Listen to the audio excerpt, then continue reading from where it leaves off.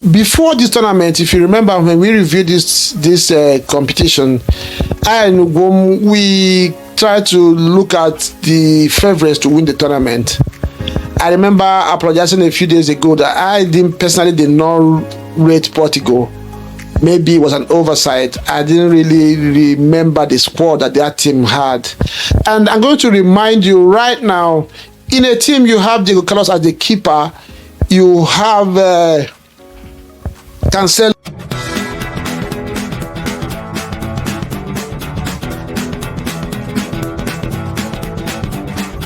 Transit TV, welcome back again to our Euro 2024 studios. I am home alone again today with my brother. Good luck in what you have gone to do today. Choma is still outside running around doing stuff. She is heavily involved in grassroots football in Nigeria.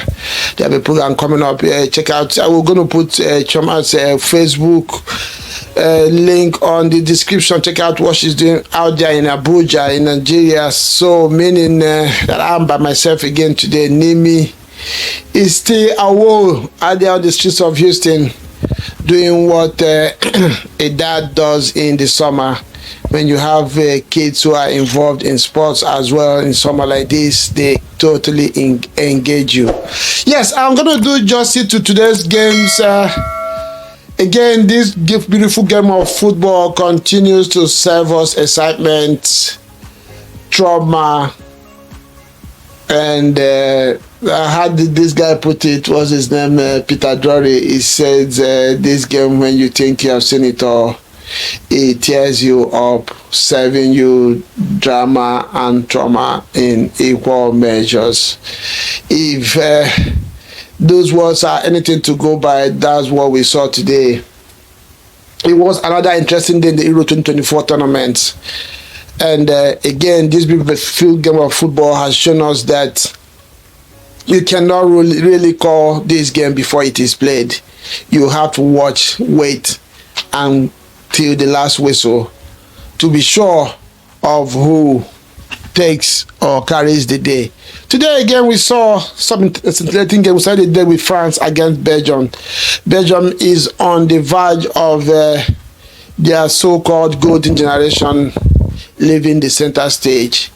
So it was going to be a tough nut to crack for France, who themselves in this tournament, in fact including yours truly, is coming to the tournament. We are the number one favorites to win this title, but somehow they have not really, like so many other big teams in this tournament, they've not really lived to that expectation. Though they managed to turn out results, qualified in their group. You remember they came second behind Austria in their group, and they have managed to scale through again in this round of 16 game against Belgium, and they will be squaring up with Portugal in the quarterfinals. Yeah, let's talk about the game a little bit today. Just like a few other coaches that have stayed more than 5-6 years in their positions, Didier Deschamps has also fallen guilty of the temptation of relying on your usual suspects to get you results that got you in the past. Remember, Didier Deschamps is trying to create history to be the only coach or the only person involved in this game to have won the World Cup and the Euro as a player and win the World Cup and the Euro as a coach. He has done 3 out of these 4, just 1 to go. And he has largely relied on the services of the players he have used all through his tenure in this tournament, in this France national team, and is looking a little bit like it's going to be difficult for him to achieve this dream with this crop of players. I'm going to mention a few players. France came into this game. Of course, Belgium has a lot of experienced players, so it's not going to be easy for them, but they have been a little bit lethargic going forward. That transition has not really been swift. Like I said, it's been a little bit lethargic going forward, a little bit predictable. One of the most important decisions that Deschamps has taken, he will not fault him for, is calling back Conte, who has brought in so much dynamism and work ethic in that midfield, allowing players like Tchouaméni to flourish in the midfield as well. But up front, France has not really shown real quality in terms of creating and converting chances.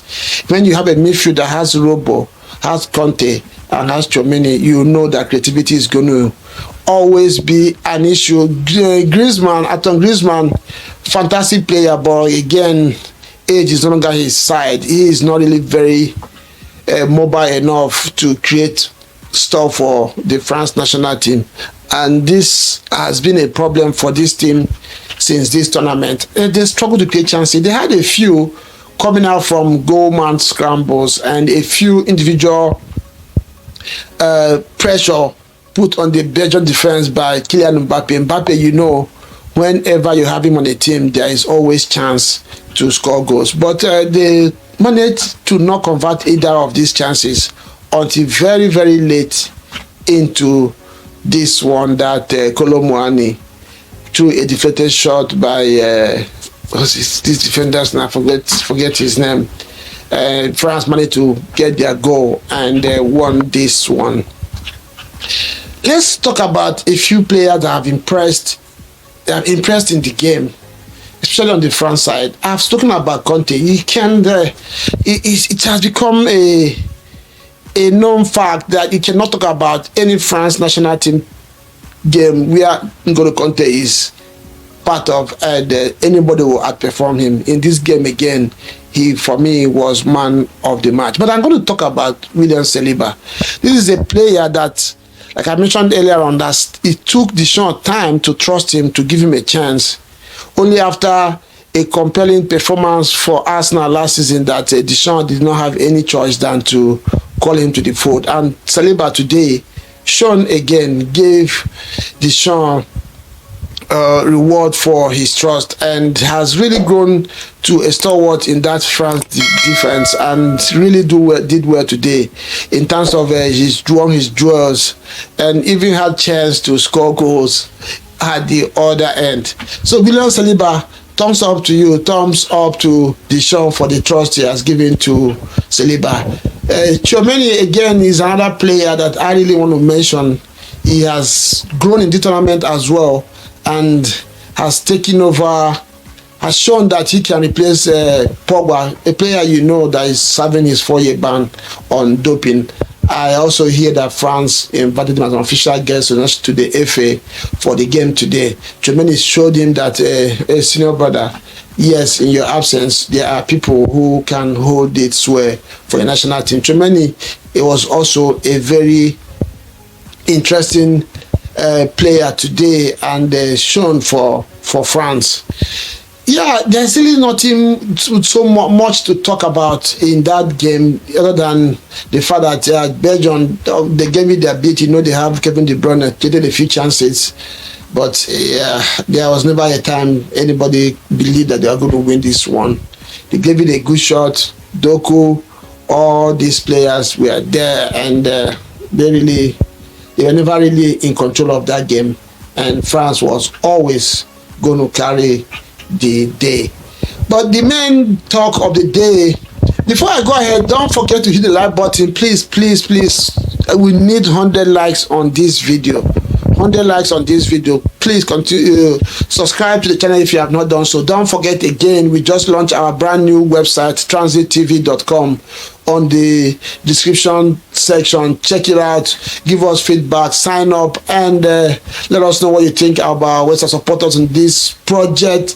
And we'll continue to ask those who have the hobby of writing sports, if you are interested to be a contributor on that website as well. Let us know that the email and the phone numbers are there. Send us a message on WhatsApp, on the email, and reach out, and we'll give you a chance to contribute to the website.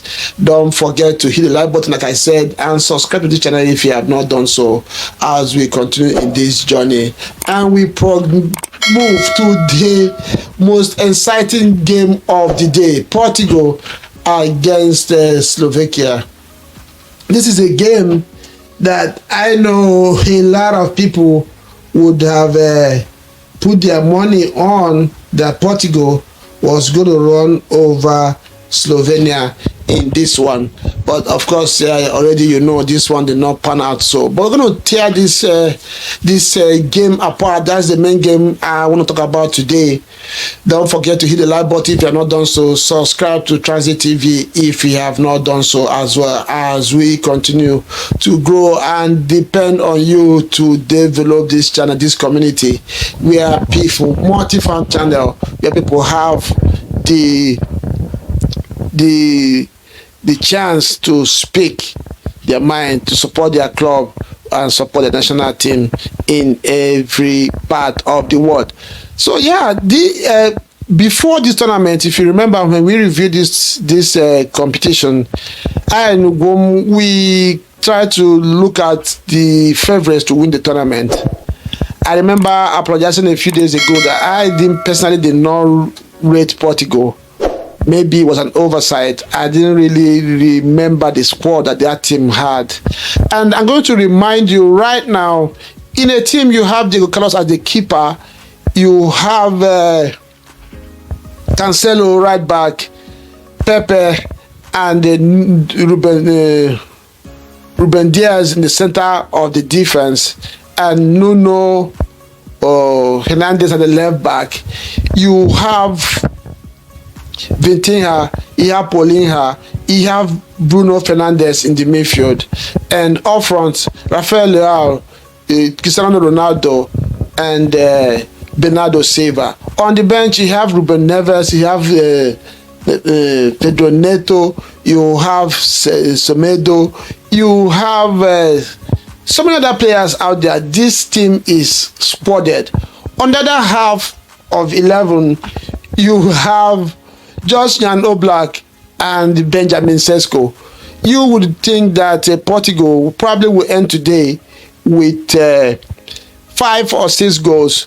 Ronaldo expectedly was supposed to, by the books, if you go by the books, to probably score his first goal of the tournament today, to become the only player to have scored in 4 Euros in his career.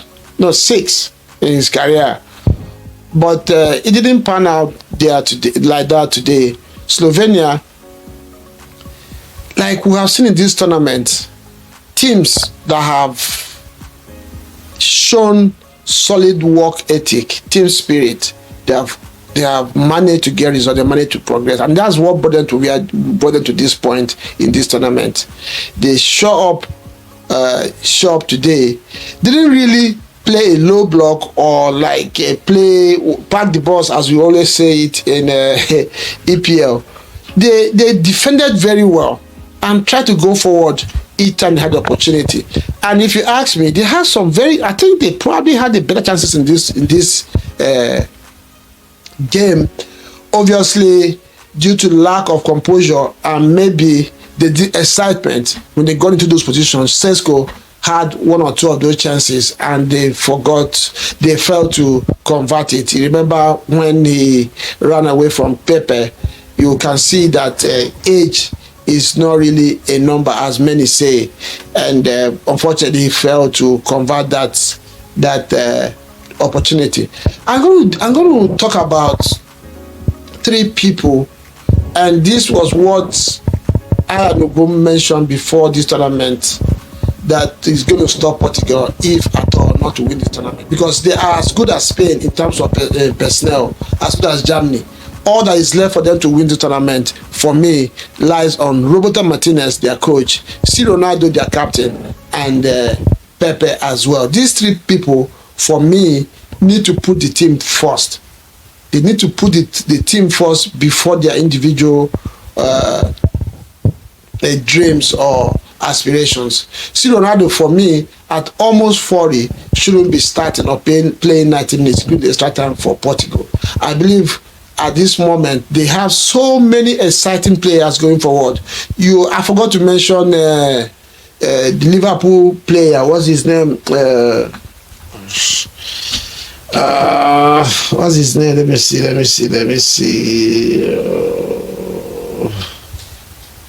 What's this Liverpool player's name? Diogo Jota. Yeah, I remember Jota. Diogo Jota and they even have Roberto Martinez in there as well. And yeah, these players can do the job. Rafael, these are players that are fluid, who, because playing Ronaldo as a point man, like I mentioned yesterday about Harry Kane as well, doesn't give Portugal the energy to put different defenders on any kind of pressure. We saw today Ronaldo, there are so many opportunities that in his prime, you know, he will convert them. You know he will convert them. In the beginning of the game, and then one of the reasons why Ronaldo is a problem to this team is because if you watched at the beginning of this match, all Portugal was doing was trying to launch in crosses, which is an area that Ronaldo has left in his game now that he's very strong at. But unfortunately for them, Slovenia was prepared for this. In the area battles, they beat Ronaldo to all the crosses that came into the half. In fact, at some point, the commentator said that that defender had Ronaldo in his pocket. And that was all they had to offer until probably they tried to change it and try to make some penetrations. And this is when Diogo Cancelo started having joy in the wings, but still nothing came out of it because most of the time Ronaldo was second to all the opportunities that came. You go in the back, Pepe as well, so many times today would have made Portugal lose this game. And you know it's not because of his quality, you know it's because of his age, because of his energy, because of his strength at this point. I believe that these two players should realize that at this point, the younger players should come in and do this job. They have able players to take over from them. They should leave their personal aspirations and allow this team to flourish and achieve the aim of what they came to the tournament for. And there's an aspect to this. Many will tell no, he has agenda against Ronaldo. I don't have agenda against Ronaldo. It's more of, I've been involved, at least in the grassroots level, I've been in this game for a little bit. Most times, murmurings affect team spirit. There are going to be players in that team who think they can do a better job at this point for the team than these two elder statesmen in that team. And once that starts to happen, heads will drop, emotions will start being affected, and players are going to start forming camps. Whether you like it or not, these are things that are possibilities in every camp when you have stuff like this happening. I think Roberto Martinez, the last among on these three names I've mentioned, I don't rate him as a coach. He, for me, single-handedly killed and murdered the good generation of Belgium, and now he's doing the same thing with Portugal. I believe, for me, once the tournament is over, Portugal should get rid of Roberto Martinez if they really want to, because they still have age on their side in that squad. This team can still rule Europe. Please, the Portuguese FA, get rid of Roberto Martinez if you want this generation of your players to achieve something for the national team. And again, like I said earlier on, Portugal is going to face France. These are two teams who have all it takes to go all the way in the tournament, but somehow they have not really performed to their prowess. So it's going to be either they're going to explode from here, or we're going to see another disappointing display from both of them. But the unfortunate thing for both of them is that one person at that stage has to go home, and we'll only hope and see, or watch and see, who will progress from that quarterfinal. I will tip France, but in this game, like of course, like I always say, you can never really call it 100%. Depends on which side these players wake up from, and sometimes officials as well can affect them. I know VAR has been very consistent, but today I was not impressed with the penalty that was awarded Portugal. Fortunately, Ronaldo couldn't convert it, and many times in the tournament, when we have seen some very dirty decisions that resulted into penalties, the players have not managed to convert them, and that continued today as well. But Ronaldo, you saw, was crying at the end of the game before the extra time, but luckily he smiled at last after a very awful, very awful, shameful, and in fact, the penalty performance, shootout performance by Slovenia today didn't look like them at all, like what we saw for the 90 minutes and the extra time. And before I go, I'm going to give recognition to Benjamin Sesko. He led the line very well for Slovenia today. All the links linking him to Arsenal, I know after this game today is going to go off the roof. Arsenal, Arteta, I don't know if you guys are serious about him. This young man looks like what Arsenal needs in their striking position to complement Kai Havertz. Get Sesko, and Arsenal will win the EPL. Let me know what you think. Do you agree with me in this review? And I will see you again tomorrow. Ciao and bye for